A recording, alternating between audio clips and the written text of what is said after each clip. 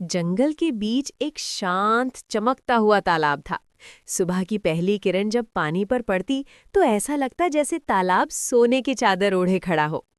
उसी तालाब के किनारे एक सारस रहता था। उसका नाम था सुरेश सारस। वो बहुत दयालु, शांत और सच्चा था। वो कभी किसी को परेशान नहीं करता था। उसी जंगल में एक लोमड़ी भी रहती थी, जिसका नाम था लाली लोमड़ी। लाली बहुत चालाक थी। उसे दूसरों के साथ मजाक करना अच्छा लगता था और अपनी चालाकी पर उसे बहुत घमंड था।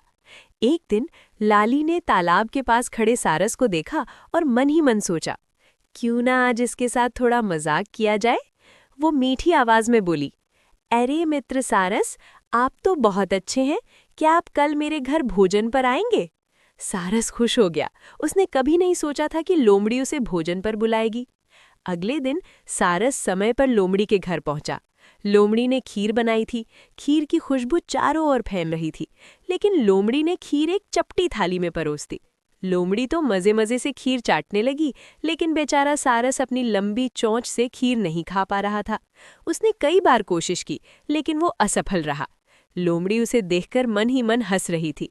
सारस भूखा ही वापस लौट गया, लेकिन उसने कुछ नहीं कहा। उस रात सारस बहुत दुखी था, लेकिन उसने सोचा, मुझे इसे सबक सिखाना चाहिए ताकि ये समझ सके कि किसी का मजाक उड़ाना गलत होता है।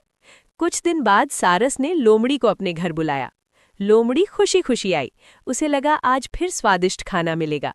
सारस ने स्वादिष्ट सूप बनाया और उसे लंबे पतले घड़े में परोस दिया। सारस ने आराम से अपनी लंबी चोंच से सूप पी लिया, लेकिन लोमड़ी की छोटी थुथुन घड़े के अंदर नहीं जा सकी। लोमड़ी भूखी रह गई। अब लोमड़ी की आंखों में आंसू आ गए। उसे अपनी गलती का एहसास हो गया।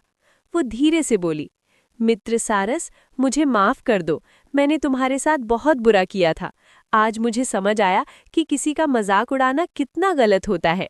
सारस मुस्कुराया और बोला, मित्र, गलती करना बुरा नहीं, लेकिन उससे सीखना जरूरी है। उस दिन के बाद लोमड़ी बदल गई।